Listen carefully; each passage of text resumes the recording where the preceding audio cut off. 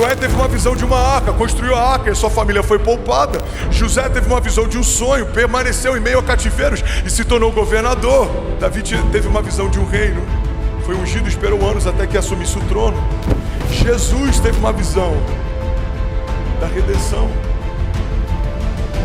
A visão é um fator indispensável para quem quer construir o futuro. E a verdade é que uma visão que antecipa estações, ela vê antes de algo acontecer. Mas uma visão natural, ela vê depois que algo já aconteceu. E é isso que diferencia quem faz a história de quem vive a história. Segundo alguns sociólogos, o mundo é dividido em dois blocos, sendo bem simplista. Um bloco é daqueles que fazem cultura e o outro bloco é daqueles que seguem cultura. E os sociólogos dizem que 97% do mundo segue cultura e só 3% do mundo cria cultura. E é por isso que a gente vê alguns jovens hoje que eles conseguem influenciar uma geração. Eles começam a usar uma roupa estranha e daqui a pouco tem uma geração inteira usando. É comum a gente ter algumas pessoas que influenciam, o que elas fazem acaba se tornando uma referência, acaba se tornando uma tendência. Mas a verdade é que Deus chamou a igreja para ocupar fundamentalmente esse lugar. A igreja tem um papel de liderança. A Bíblia diz que nós seremos cabeça e não cauda. A própria palavra príncipe, que é muitas vezes como a gente se refere àqueles que são filhos de Deus, a Bíblia diz que Ele é o rei dos reis. Então, se Ele é o rei dos reis, os filhos dele são príncipes. A palavra príncipe no original significa aquele que vai à frente, aquele que vai primeiro. Então, fundamentalmente, a tua jornada de fé precisa ser escrita através de estações em que Deus vai te levar a lugares que ninguém foi, de que Deus vai te mostrar coisas que para ninguém Ele mostrou, de que Deus vai falar com você coisas que ninguém ouviu. Como que a gente chega lá? Através de uma visão para construir o futuro. Para a gente carregar essa visão que constrói o futuro, a gente precisa discernir a visão. Uma visão que não está clara, ela é tão ruim quanto visão nenhuma. Você primeiro precisa discernir, depois você precisa estabelecer, e aí então você vai expandir. É assim com todo negócio, é assim com toda empresa, é assim com todo homem de Deus. Porque se eu começo a expandir antes de discernir, eu posso expandir confusão. Eu preciso discernir qual é a vontade de Deus para mim, qual é o projeto de Deus para mim, qual é a palavra de Deus para mim, qual é o desígnio de Deus para mim. Para que eu fui chamado? Qual é o dom que eu carrego? O que Deus me deu que Ele não deu para mais ninguém? Qual é a linguagem específica que eu tenho? Quais são os sonhos específicos que Deus me deu? Em que lugar eu me torno diferente dos demais? Em que lugar eu sou mais do mesmo? O que Deus me chamou para me tornar?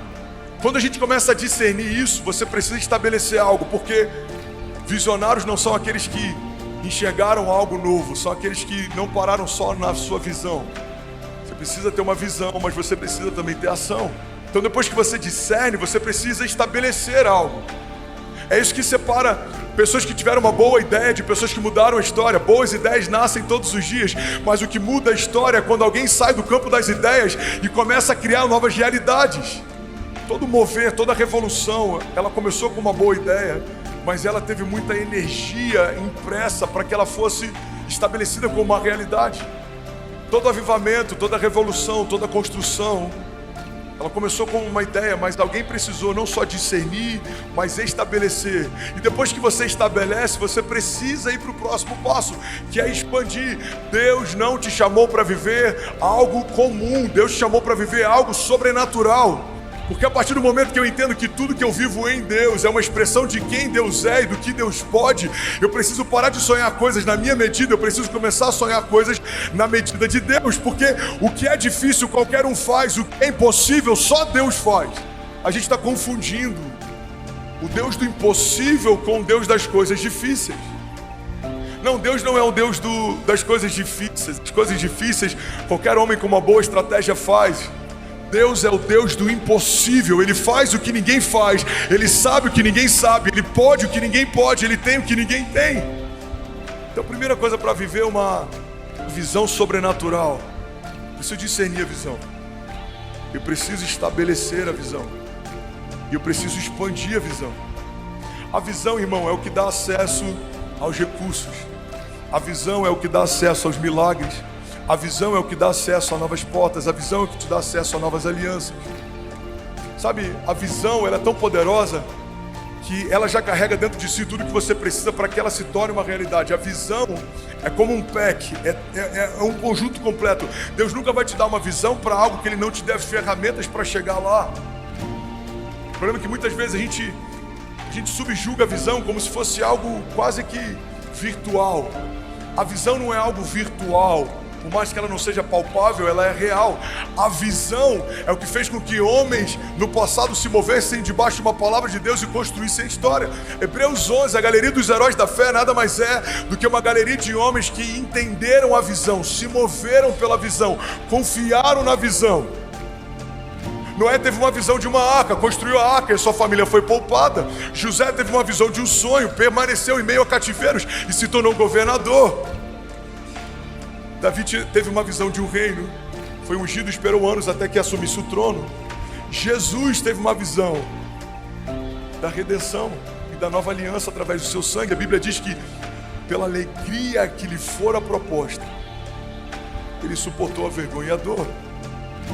Então Jesus está no momento de dor, mas a Bíblia diz que ele traz à memória dele a visão, e pela alegria que foi proposta, ele suportou até o final. Irmão, olha para mim, a visão torna a jornada mais leve, a visão torna os desafios mais leves, porque quando a visão está clara, a gente olha para o desafio e olha para o final da linha de chegada, e a gente sabe que isso não é nada comparado àquilo que Deus me prometeu. Medita nisso, isso pode mudar a tua história, isso pode mudar a tua casa, isso pode mudar a tua semana.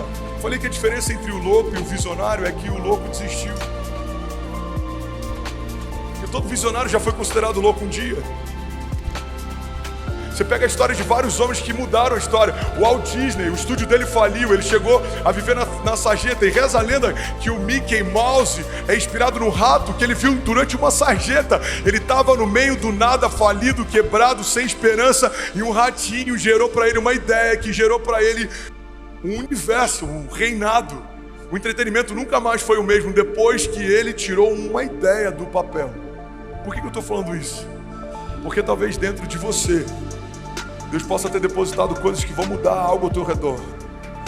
Mas essa visão primeiro precisa ser discernida, porque uma visão enquanto é bruta é só uma visão. Uma visão quando não tem clareza, ela é só uma visão. Mas uma visão quando está clara, irmão, você vê alguém que entendeu o que Deus chamou para ser, tudo pode se levantar, mas ninguém consegue parar alguém que entendeu para que nasceu. É por isso que todo revolucionário é resiliente. Ele sabe que aquilo que ele está enfrentando não é nada comparado com o final da história. O Evangelho fala sobre resiliência, o Evangelho fala sobre coragem, sobre homens que receberam uma visão dos céus e se moveram debaixo dela. O Evangelho fala sobre ousadia. O Evangelho fala sobre antecipação. O Evangelho fala sobre liderança. O Evangelho fala sobre assumirmos um papel de protagonistas. O problema é que nos dias de hoje a gente vê mais empreendedores falando sobre princípios do Evangelho do que pastores falando sobre eles. E é por isso que muitas vezes a gente está tão encantado com esse empreendedorismo de palco, e tantas vezes a gente está esvaziando o poder sobrenatural do Evangelho de mudar a história. Se você pegar a maior parte dos princípios que são ensinados na maior parte dos cursos, todos eles têm uma raiz que você vai encontrar na Bíblia. A Bíblia fala o tempo inteiro sobre princípios que moveram a história. Então, se você quer viver algo sobrenatural, se você quer viver o que ninguém viveu, se você quer que Deus te leve a lugares que você ainda não foi, você precisa, em primeiro lugar, declare isso comigo, diga: eu preciso discernir a visão.